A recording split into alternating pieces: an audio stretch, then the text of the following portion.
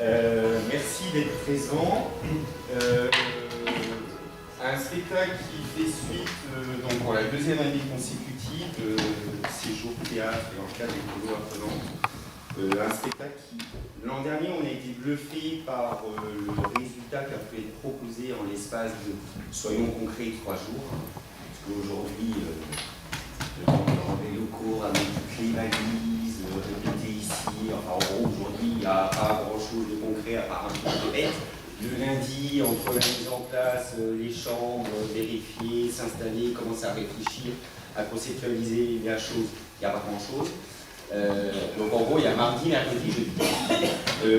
On est encore sur une franchement bonne année, à notre avis en tout cas de l'équipe d'animation. Alors, on est parti sur une idée, on ne vient pas sur ce séjour avec une pièce clé en main, on part vraiment sur l'idée de créer avec les enfants. Alors, on n'écrit pas une pièce du début à la fin, c'est impossible, à 24 en 3 jours, c'est ingérable.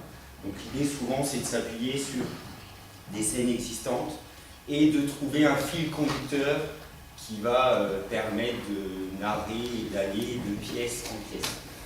Il y a eu un délire qui a été sorti à un moment, le mot loup-garou.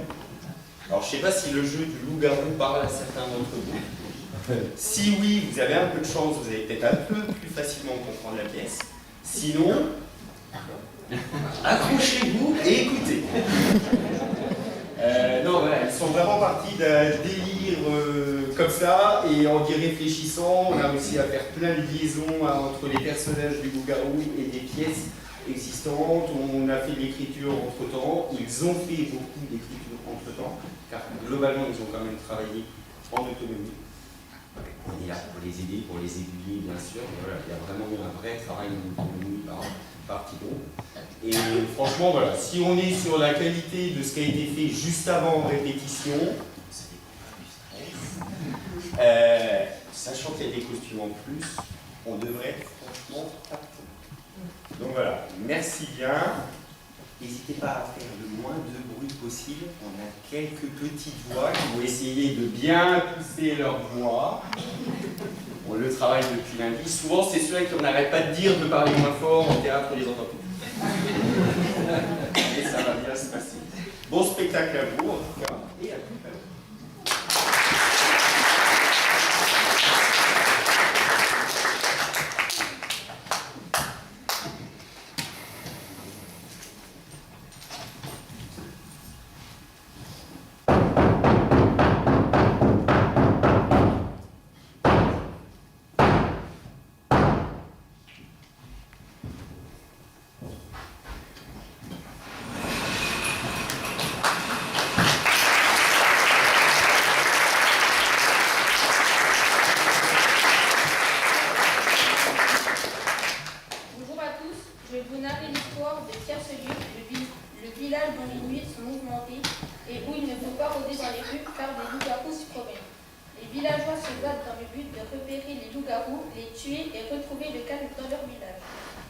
Je vous souhaite bon spectacle et bonne chance, vous en aurez besoin. Le village s'endort. La voyante se réveille. Elle prédira que Cupidon ratera sa flèche.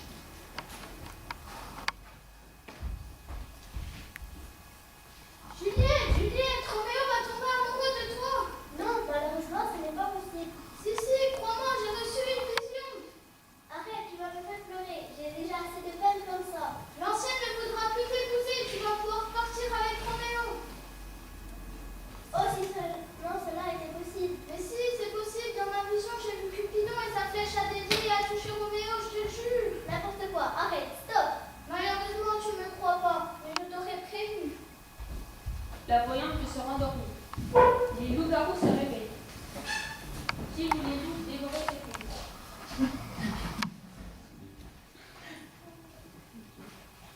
Les loups-garous peuvent se rendormir. Le village se réveille. Les loups-garous ont décidé d'assassiner le comédien. Le comédien s'est passé voir un médecin à l'hôpital de l'époque. Je suis pas à mourir et je vais mourir sur scène. La troupe, tous avec moi. Moi, je veux mourir sur scène devant les fous.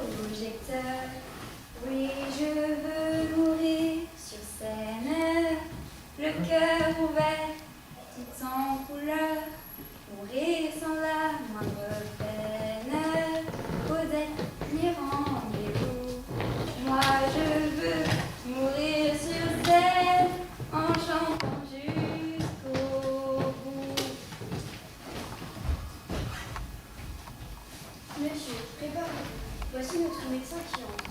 Monsieur, je suis ravie de vous voir chez moi. Nous avons grand besoin de vous. Je suis ravie, monsieur, que votre fille ait besoin de moi. Et je souhaiterais que vous et toute votre famille en ayez besoin aussi, pour témoigner de mon envie de vous servir. Comment s'appelle votre fille? Lucinde. Lucinde? Ah, c'est un joli nom médicamenté, Lucinde. Est-ce qu'elle est malade? Oui, je n'ai qu'une fille. J'aurais tous les regrets du monde si elle venait à mourir. Qu'elle s'en garde bien. Il ne faut pas qu'elle meure sans l'ordonnance d'un médecin. Allons, un siège.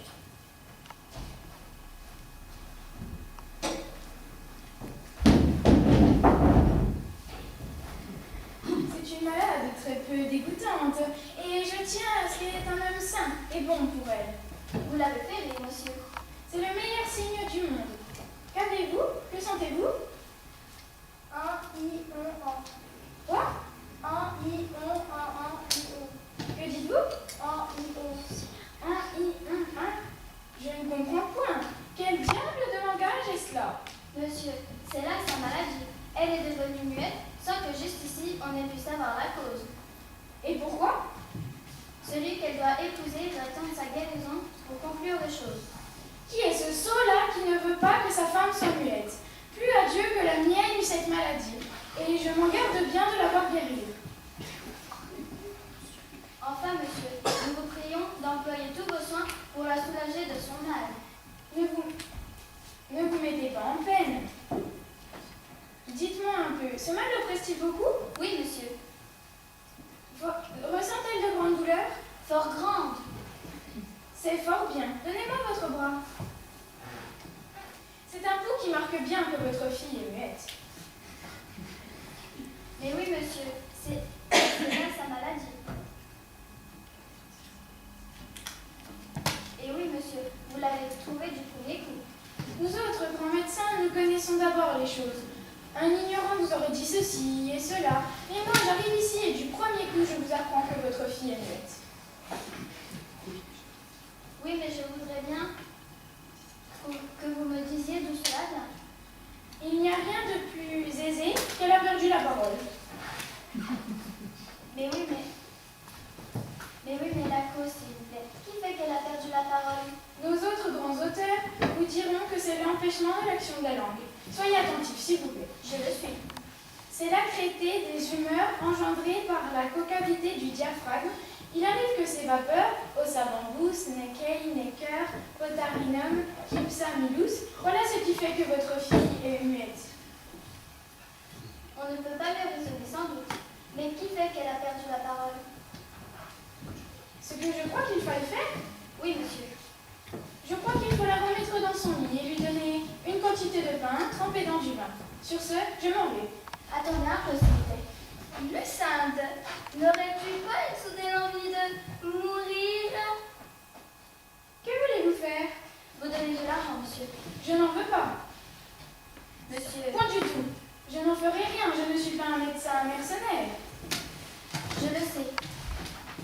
Rideau!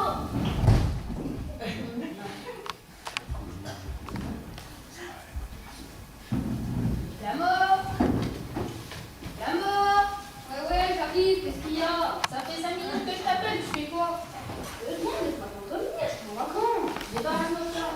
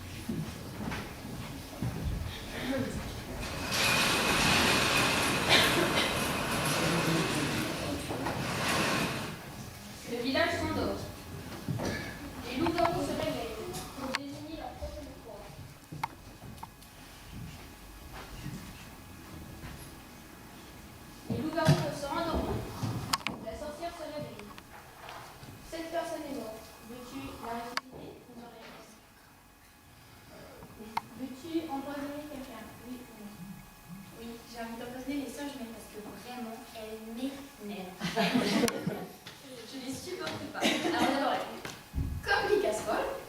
Ensuite, elles sont bêtes comme leurs pieds. Et pour finir, elles me rendent jalouse d'être aussi belles là. Donc, tiens, tu les empoisonnes, tu leur donnes pas fait comme tu veux, hein. Mais tu jettes. Moi, je veux plus les voir. Ciao, Bella.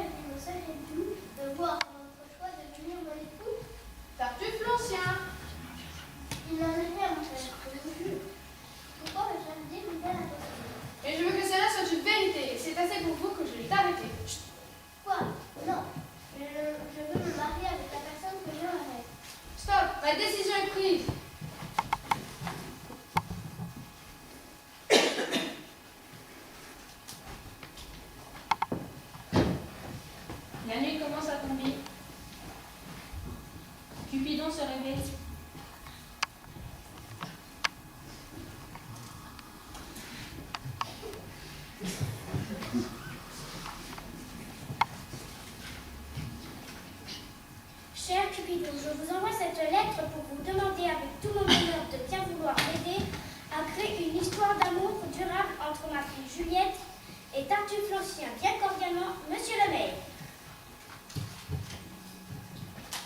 D'accord, je vais me charger de cela.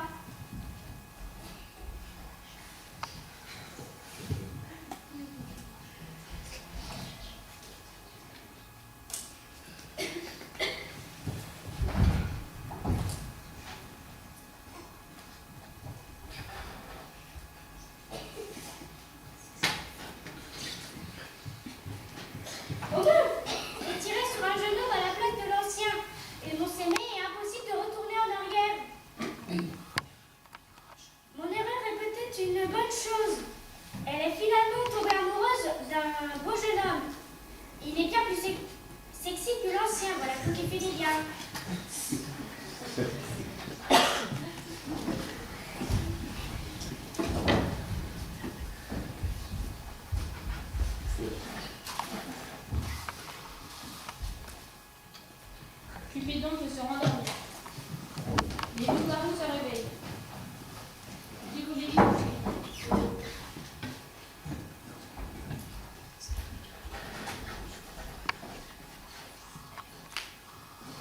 Les loups-garous, endormez-vous. La mort.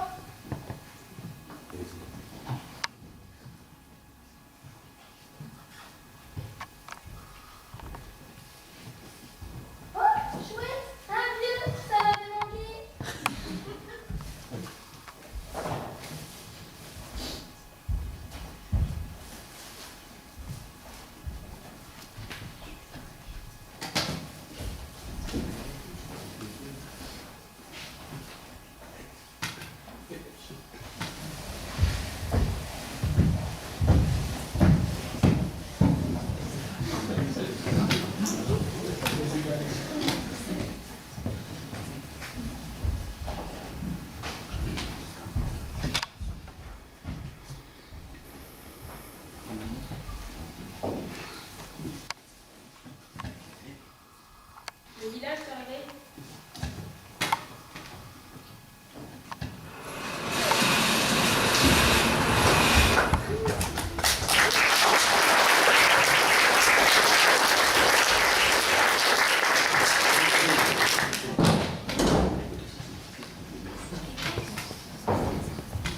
Non mais vous avez vu? Roméo, c'est un loup-garou. Ah non mais moi je vous dis, si je vous dis, ça va faire plein d'histoires, ça va pas aller. Si j'avais su, j'aurais pas vu.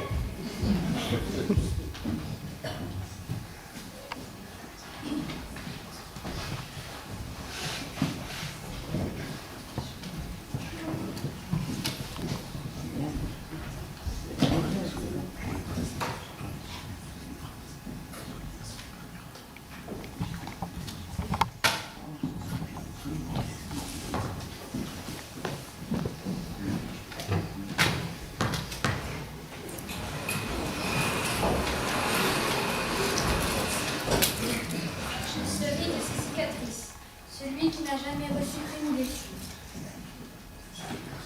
Mais doucement, quelle lumière brille soudain à travers cette fenêtre. C'est l'Orient, Juliette et le soleil. Lève-toi, soleil de beauté. Oh, s'il pouvait savoir ce qu'elle est pour moi. Elle parle, et cependant elle ne fait entendre aucun son. Qu'importe, ses yeux ont un langage, je veux leur répondre. Elle ne parle pas à moi. Voyez comme elle appuie sa main sur sa joue. Comme j'aimerais être le gant sur cette main pour toucher cette joue. Hélas. Oh, elle parle. Parle encore, ange radieux. Oh Roméo, Roméo, pourquoi es-tu Roméo? Bannis ton père et rejette ton nom. Mais si tu ne le veux pas, jure seulement de m'aimer et je cesse d'être lui-même. Moi, je l'ai écouté depuis longtemps, vous répondrai-je à ceci. Il n'y a que ton nom qui soit mon ennemi. Fais toujours toi-même. Non, elle ou garde. Oh, sois quelque chose d'autre. Qu'y a-t-il dans un nom? Ainsi, Roméo ne se nommait-il plus Roméo? Roméo, dépouille-toi de ton nom et ce nom qui ne fait pas partie de toi-même. Prends-moi deux enfants. Je te prends au mot, je ne cesserai jamais d'être Roméo. Qui es-tu, toi qui de mes secrets. Mon nom, oh ma sainte chérie, m'est odieux, car il est pour toi celui d'un ennemi. S'il était écrit, je le mettrais en pièces. Mon oreille n'a pas encore aspiré 100 paroles prononcées par cette voix. Et cependant, j'en reconnais les sons. N'es-tu pas Roméo, la loup-garou? Ni l'un, ni l'autre. Si l'un ou l'autre te sont odieux. Comment es-tu arrivé jusqu'ici? Dis-le-moi. Et qu'y viens-tu faire? Les murs du berger sont si hauts et si difficiles à escalader. Ces lieux sont pour toi la mort si quelqu'un de nos parents vient t'y rencontrer. Des ailes légères de l'amour. J'ai volé sur le haut de ces murailles, car des barrières de pierre ne peuvent exclure l'amour. Tes parents ne sont pas un obstacle pour moi. S'ils te voient, ils te tueront. Hélas, tes yeux sont bien plus dangereux que 20 de leurs épées. Donne-moi seulement un doux regard et je suis à l'épreuve de leurs immunités. Je ne voudrais pas pour le monde entier qu'ils te lisent ici. Il me vaut mieux perdre la vie par leur haine que mourir sans ton amour. Qui t'a appris à trouver ce lieu? L'amour, il m'a prêté son intelligence, je lui ai prêté mes yeux. Tu le sais, je voudrais pouvoir nier ce que j'ai dit. Même tu. Je sais que tu vas me répondre oui. Cependant, si tu le jures, tu peux devenir perfide. Oh cher Roméo, si tu m'aimes, dis-le-moi sincèrement et je te le dis. En vérité, nous je t'aime trop. Pardonne-moi donc et n'aime point à la légèreté de ton amour. Cette faiblesse que tu as découverte lorsque de la nuit. Madame, par cette heureuse lune, je jure. Ah, ne joue point par la nuit. L'importante lune qui chaque mois change la forme de son disque de peur que ton amour ne soit variable. Par quoi jugerais-je? Ne joue pas du tout. Ou si tu le veux, jure par ta personne gracieuse. Toi, je te croirai. Si le cher amour de mon cœur, C'est bien, ne joue point. Si tu veux il est trop précis. Bonne nuit, Roméo. Allez, tu as arrêté. Je dis ton amour comme Roméo être devenu belle fleur. Bonne nuit, car un beau un câble aussi doux qui est celui qui a rentré mon chien arrive à côté. oh, me laisserais-tu si peu satisfait? Et quelle satisfaction j'ose te dire cette nuit. L'échange de tes fidèles serments d'amour contre les miens. Je t'ai donné mon amour avant que tu l'euses demandé, et je voudrais être encore à te le donner.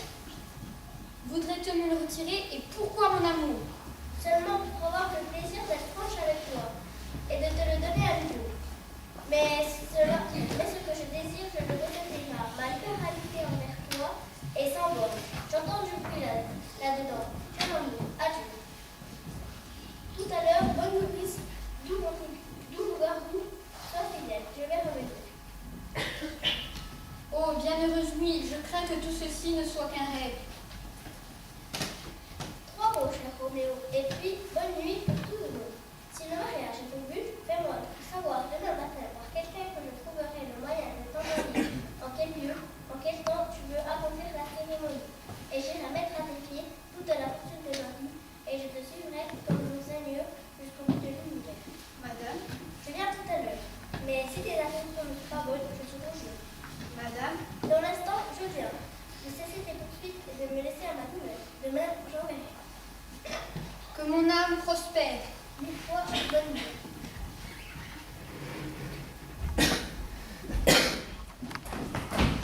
Juliette, qu'est-ce que c'est que ce bruit? Tu pars toute seule?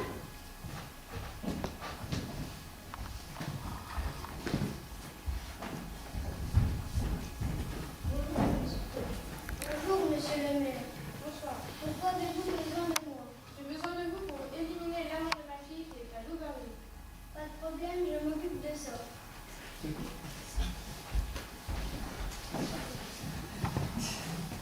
Bonjour, Roméo.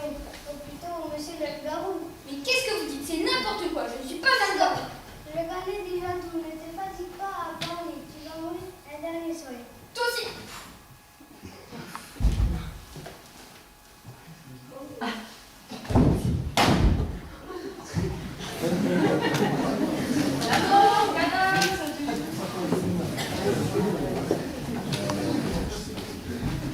Non, mais tu te fous de moi? Tu aurais pu me prévenir qu'il y en avait deux. Arrête de te perdre, fais ton travail. Stagiaire. Embarque-moi les deux là. Non, mais c'est de l'esclavage. Je suis même pas payée. Bah, si tu veux être correctement payé, t'as déjà bien fait ton travail.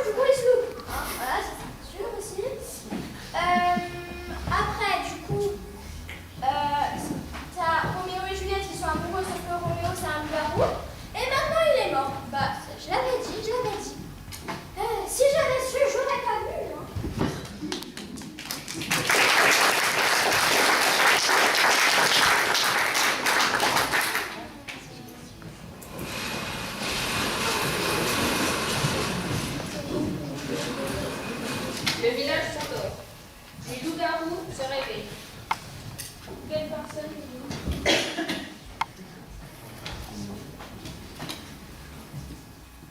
Les loups-garous peuvent se rendormir. Le village se réveille. Les loups-garous ont choisi de dévorer l'idiot du village. Maintenant, une scène comique entre Juste et François par téléphone va vous être jouée. N'oublie pas, il s'appelle Juste Leblanc. Je viens de vous le dire, Juste Leblanc. Leblanc, c'est son nom, Juste, c'est son prénom. Monsieur Pignon, vous, votre prénom à vous, c'est bien François, c'est Juste. Oui. Et bien lui, c'est pareil. N'oubliez pas de demander où on peut rejoindre Christine, ma femme. Je prends l'accent belge. Non. Allô? Non, moi je parlais à M. Lebert. Juste une oui.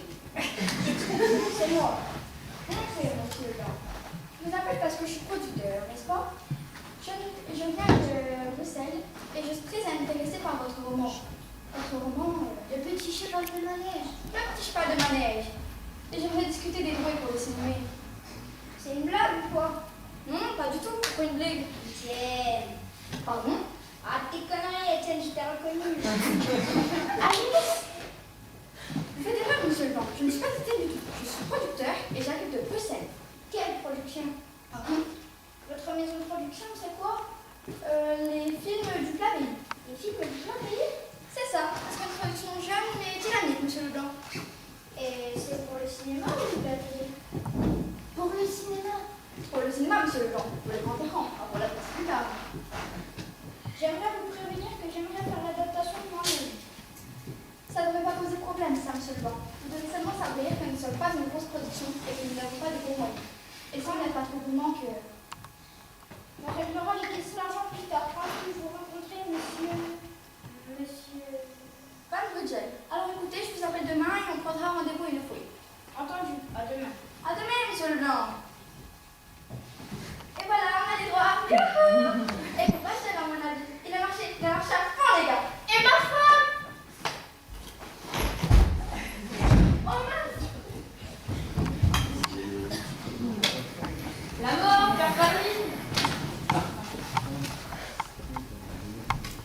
Mais Paris, toi, tu passes ton temps à raconter des histoires. Débarrasse-moi de cet idiot. Stagiaire!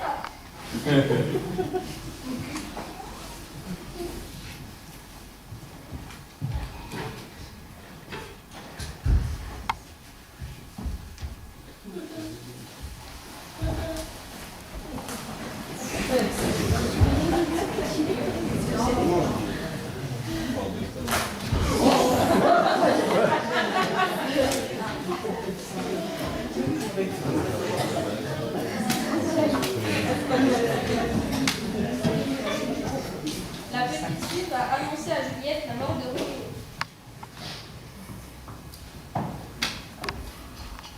Juliette, mes sincères condoléances.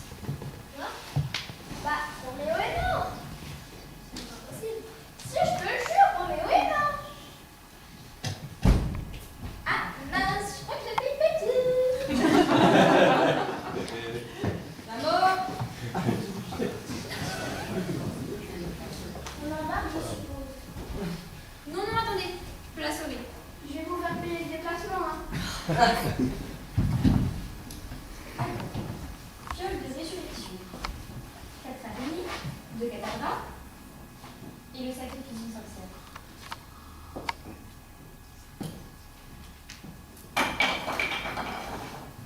Abracadabra, abracadabra, ressuscite-toi. Maman! Juliette, écoute-moi. Promets-moi de ne jamais abandonner. Et n'oublie pas que tu es forte. Je t'aime. C'est parti, on apprend avant qu'elle ressuscite. Hein.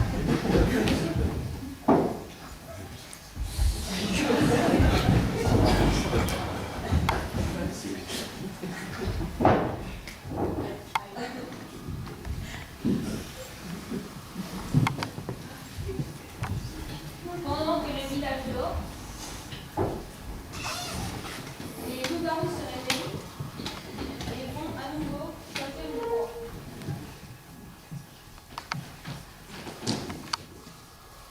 Les loups-garous peuvent se rendormir. Les villageois se réveillent. Le pestiféré a été désigné par les loups-garous.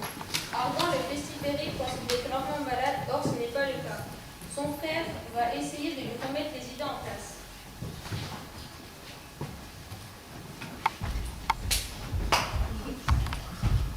Ah, mon frère, avec votre permission, comment que je vous faire prendre ces petits lavements-là? Ce sera bientôt fait. Vous vous moquez. Est-ce que vous seriez un moment sans lavement ou sans médecine? Non, mais laissez-la à une autre fois et demeurez un peu en repos. Monsieur, à ce soir ou à demain au matin. Pourquoi vous mêlez les autres? Je vous opposez aux ordonnances de la médecine et d'empêcher monsieur de prendre mon mystère. Allez, monsieur, on voit bien que vous n'avez pas accoutumé de parler à des visages. On ne doit point ainsi se jouer des remèdes. Je suis venue ici sur une bonne ordonnance et je veux dire à monsieur Purgon qu'on m'a empêché d'exécuter ses ordres. Mon frère, vous serez la cause ici de quelque malheur. Le grand malheur de ne pas prendre à la main que monsieur Purgon a ordonné. Mon Dieu, mon frère, vous en parlez comme un homme qui se porte bien. Mais si vous étiez à ma place, vous changeriez bien vite de vie. Mais quel mal avez-vous? Vous me feriez enrager. Je voudrais que vous lussiez mon mal pour voir si vous parlerez pas. Ah, monsieur Burgon. Je viens d'entendre là-bas, à la porte. On se moque ici de mes ordonnances et qu'on a fait refus de prendre les remèdes que j'avais prescrits. Monsieur, ce n'est pas... Voilà une étrange rébellion d'un malade contre son médecin. Cela est épouvantable. Un mystère que j'ai pris plaisir à composer moi-même. Ce n'est pas moi. Inventé et formé dans toutes les règles de l'art. Il a tort. Qui devait faire dans les entrailles un effet merveilleux. Mon frère, Le renvoyer avec mépris. c'est lui. Mais puisque vous n'avez pas voulu guérir par mes mains, Ce n'est pas ma faute. puisque vous vous êtes déclaré rebelle au remède que je vous ordonnais, Ah, point du tout. je veux qu'avant qu'il soit 4 jours, vous deveniez dans un état incurable. Ah, miséricorde. Que vous tombiez dans la bradypepsie. Monsieur Purgon, De la bradypepsie à la dyspepsie et de la dyspepsie dans la privation de la vie, qui vous aura mené à votre folie.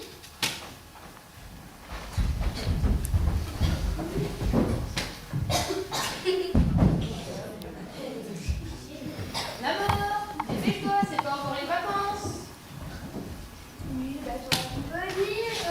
Paris, c'est des vacances.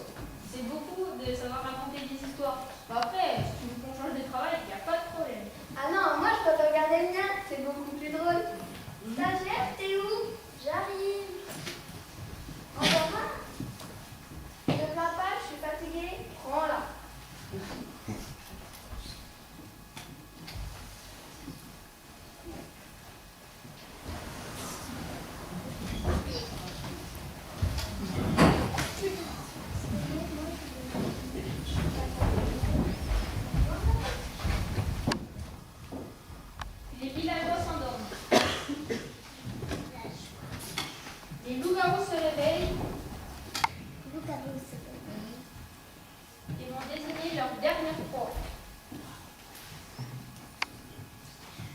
Les loups-garous peuvent se rendormir.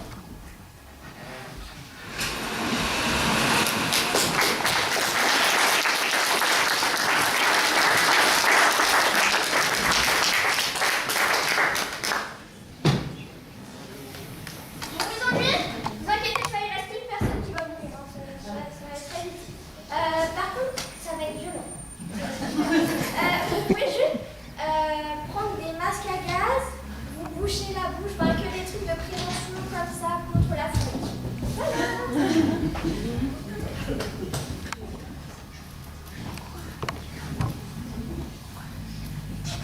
Quoi?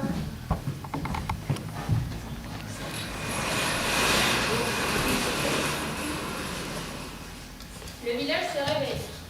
Les loups-garous ont décidé de dévorer la gitane. Suite à la fausse accusation d'assassinat sur le capitaine Phobus, la gitane Esmeralda va se faire exécuter sur la place publique par le juge Polio et le pyromane, mais leur plan ne va pas se passer comme prévu suite à l'apparition du bossu, alias l'enfant sauvage.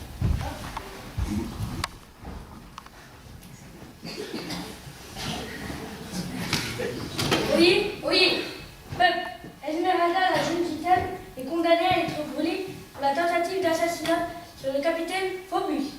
Tu vas brûler jusqu'à ce que mort s'ensuive. Tu périras en enfer. Ah, ayez pitié, je suis innocente. Je n'ai pas tué le capitaine. Je ne suis pas une complice non plus. N'avez-vous pas honte d'accuser et d'exécuter une innocente à tort? Non! Quasimodo? Mais que fais-tu? Ils vont te tuer. Je croyais que tu étais déjà mort. Je suis venue te sauver. Et tout va bien? Es-tu blessé? Mais tu es censé être mort. Ils m'ont juste enchaîné en haut de la cathédrale en attendant mon exécution. Oh, je suis si contente que tu sois en vie. Thomas, ne bougez pas. Vous ne vous échapperez plus. Une belle tentative de fuite, je l'admets, mais insuffisante. Ah ah ah. Mais pourquoi faire ça? On va amener la paix dans les 4 villages, c'est évident. Les gitanes moyennes et les attardés n'ont pas leur place ici. Venant de deux menteurs tels que vous, c'est ridicule. Ça suffit, brûle-la.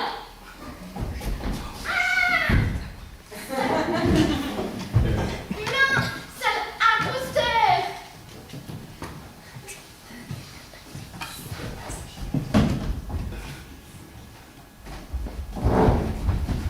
La mort! Y'a que ça? Faut nettoyer les cendres. Là, j'ai un peu les balayettes.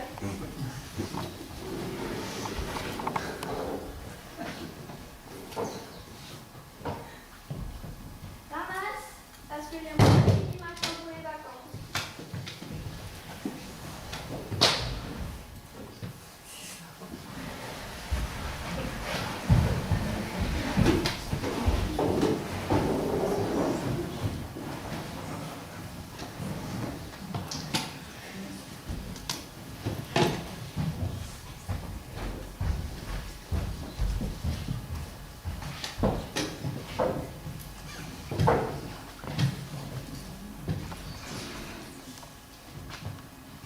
Et c'est comme ça que j'ai été brisée pour la première fois de ma vie, car un cœur ça paraît fort, ça pompe des litres de sang, ça maintient notre corps en vie.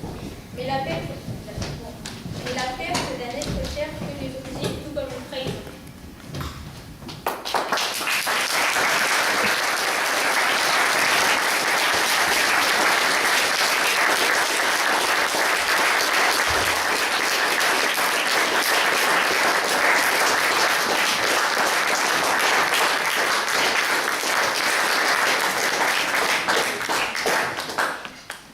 Maintenant, c'est vous, cher public, qui allez choisir qui sera le vainqueur de cette partie en criant le plus fort pour le camp qui mérite de gagner selon vous. Alors, on peut appeler les loups-garous et les villageois.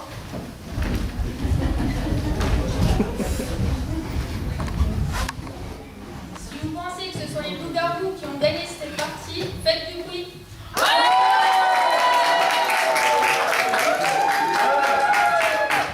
Si vous pensez que ce sont les villageois qui ont gagné cette partie, faites du bruit.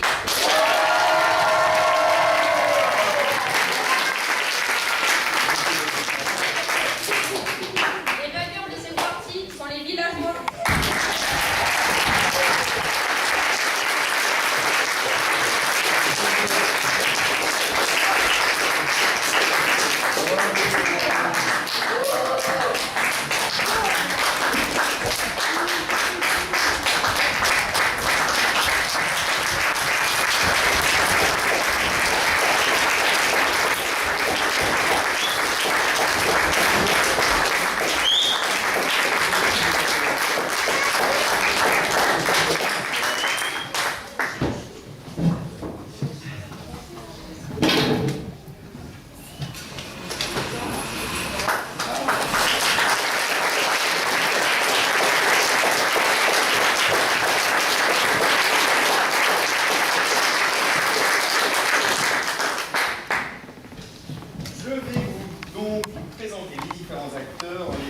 les appelant par ordre d'apparition dans la scène. Dans le rôle de la narratrice, nous avions Gwendoline.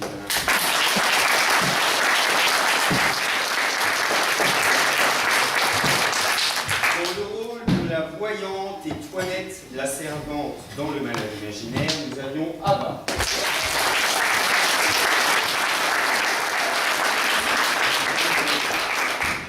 Lily jouait Dalida et la sorcière.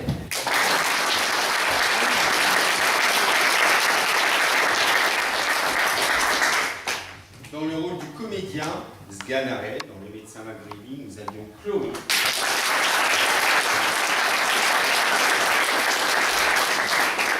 Léa nous a joué Géronte, le père de la malade dans Le Médecin Maghrébin.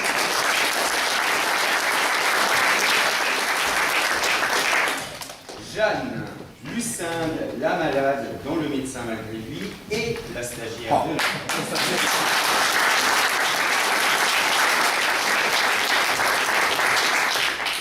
Dans le rôle de la servante, de la servante dans Le Médecin malgré lui et de la nourrice dans Roméo et Juliette, nous avions Margot.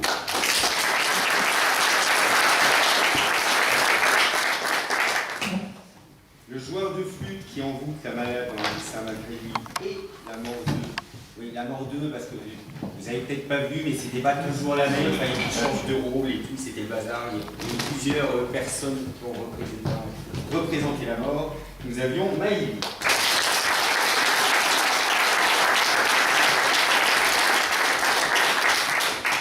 Une des deux sœurs jumelles est Argan le maladie. Et Argan le malade imaginaire, oui, nous avions Cléa.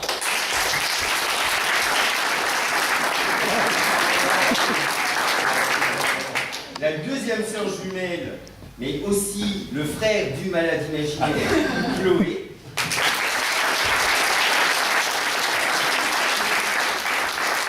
Dans le rôle de la petite fille qui vous a un petit peu aiguillé, nous avions Juliette.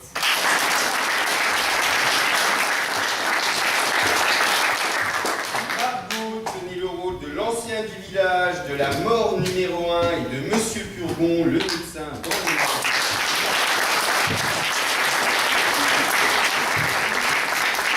Agathe, qui était le maire du village et également pour le coup le père de Juliette.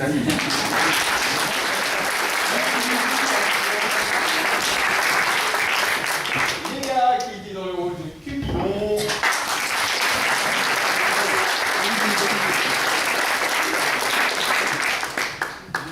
Représentait le chasseur.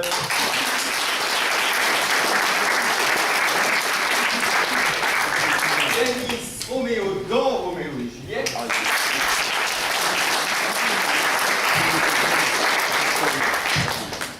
Claire, Juliette dans Roméo et Juliette. L'idiot du village, qui jouait François Pignon dans Le Dîner de con, Maël.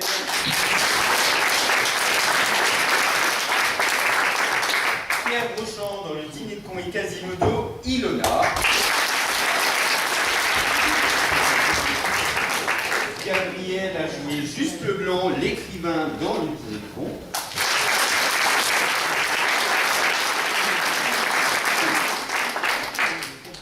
Chloélia, Monsieur Florent, l'apothicaire dans Le Malade.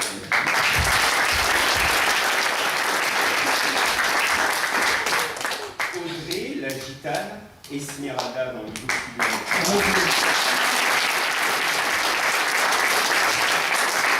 Albin, le juge Folio dans Le Vauxhall de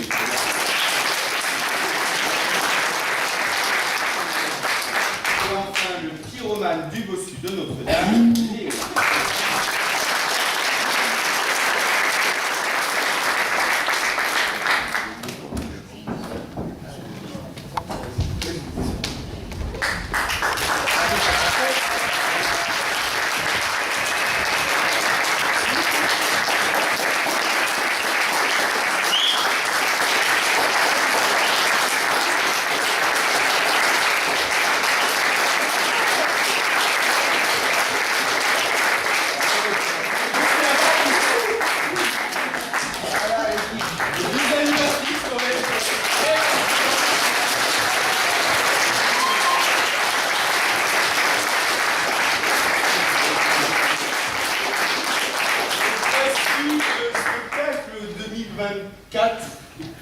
ce séjour théâtre qui, je l'espère, a été à la hauteur des attentes que vous pouviez en avoir. De notre côté, moi qui suis sur ce type de séjour et qui connais un petit peu le travail de ce type de création, je suis franchement aux anges quand je vois ce résultat-là dans le timing qu'on a. C'est vraiment la preuve d'un investissement, que ce soit des enfants, de l'équipe et de tout le monde. Et c'est pas que sur les temps où on dit on fait théâtre, c'est aussi sur les temps entre les douches. C'est aussi, il y a des moments, il faut leur dire de lâcher leur texte. Ils vont se coucher. Oui, mais j'ai pas mon texte. Oui, mais tu vas te coucher. Alors, on lit, on verra demain. Donc voilà, un vrai grand merci à vous pour votre implication par rapport à ce séjour. C'est vrai que l'an dernier, ça a très bien fonctionné. Cette année, je suis venu, on aurait pu monter 20 minutes un quart d'heure, 20 minutes de pièce avec 4 répliques chacun selon l'investissement du groupe. Ça n'a pas été le cas. Donc un vrai grand merci à vous. C'est la preuve que du théâtre c'est possible à tout âge. Il suffit d'en avoir la volonté, la dynamique, et que même en un cours, enfin en un temps très court, on peut arriver à un résultat plus que correct. Très sincèrement. Merci.